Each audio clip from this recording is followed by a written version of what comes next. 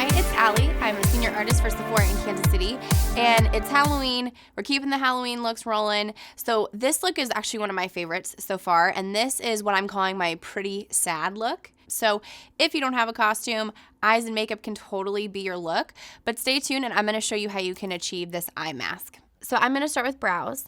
And I'm starting by brushing and combing out my brows, kind of getting everything in place and laid out. And then I'm going to move into my brow pomade. And I'm just starting from the outer corner of my brow and I'm starting at the tail just to build intensity in the outside and softly working my way inward to create a bolder brow, but a brow that's still really wearable.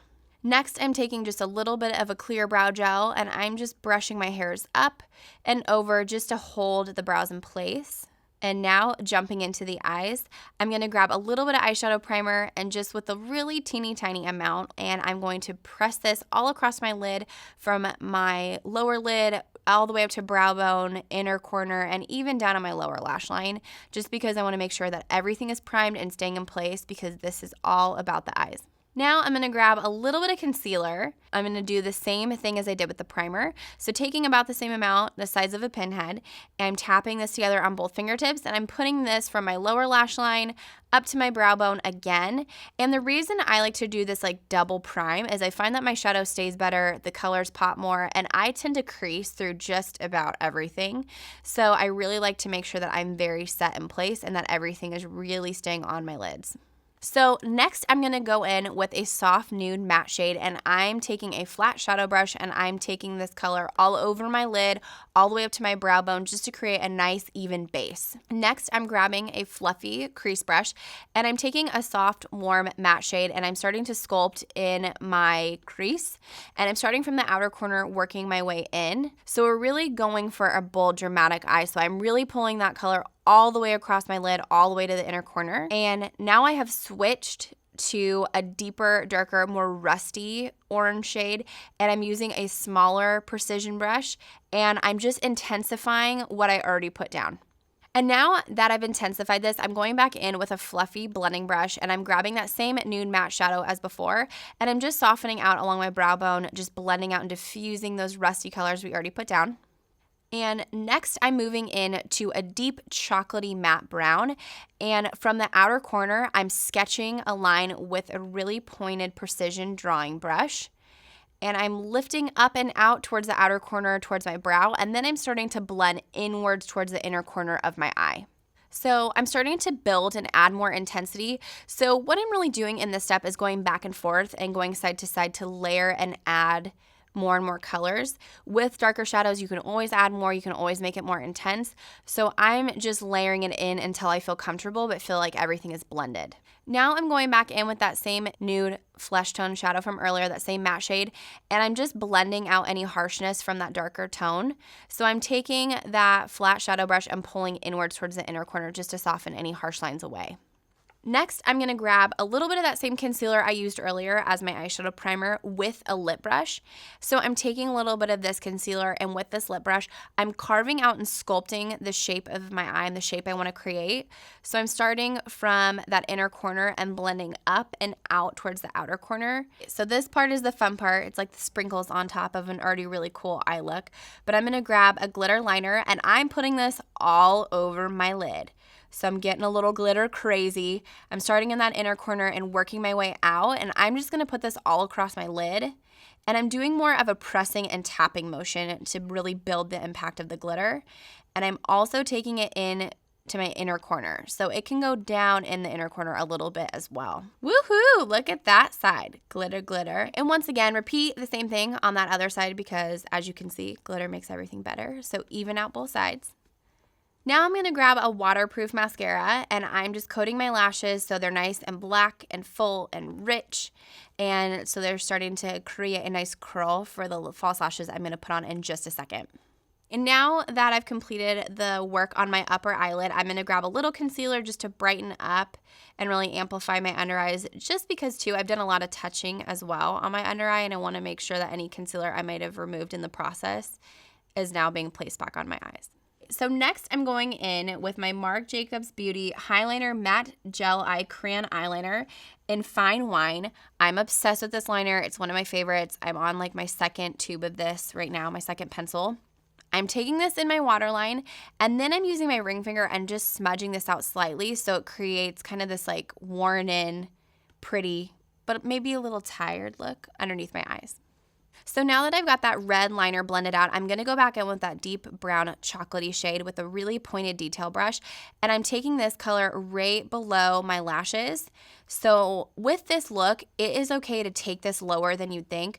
Normally, I try to make sure that the eyes don't start to look sad or look tired, but with this look, you're being pretty sad. So it's okay if it comes down a little bit lower or it's a little bit more dramatic. And now that I've got that lower lash line kind of smoked out, I'm going to go in with that same red liner by Marc Jacobs in Fine Wine, and I'm grabbing an angled liner brush, and I'm just taking a little bit of that liner onto my brush, and I am pressing it in to the inner corner to create this really cool angle.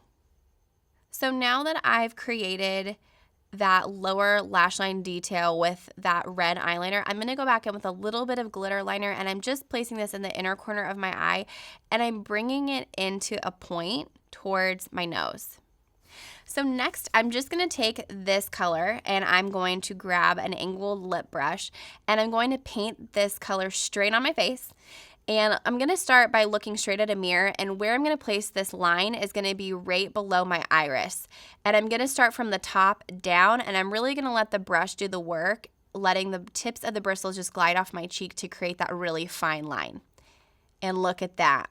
I'm already looking pretty sad in the best way. Now I'm going to go in with a little bit more of that mascara. So I'm using a waterproof just because I want this makeup to stay all day long and I don't want my mascara to look smudgy or runny.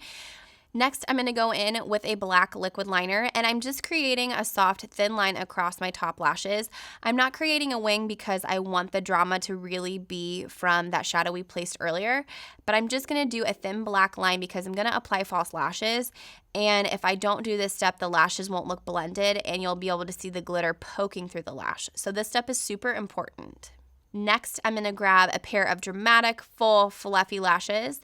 I'm going to pop these on just to amp up that look a step further. So now that I've completed the eyes, I'm going to finish this look with a little bit of lip. And I'm really inspired by oil painting. I used to paint a lot, and that's really what the inspiration from this lip comes from. So I'm going to grab a little bit of red lipstick, and with a domed, stiff brush, I'm going to start to put this all over my lips to really create a fuzzy, feathered effect. And I'm just building the intensity slowly and really blurring those edges so it looks really soft and diffused on the outside. And again, with this lip, it's supposed to be kind of a messy pretty and pretty sad. So if it feels a little weird because it's blurry, it's great.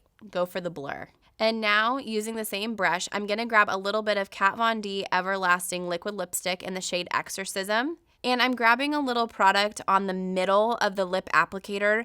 The reason why I'm doing this is because I don't want to put on too much product at once, and the tip of that doe foot is really going to give a lot of impact, and if I use my brush directly from there, I'm going to get too much.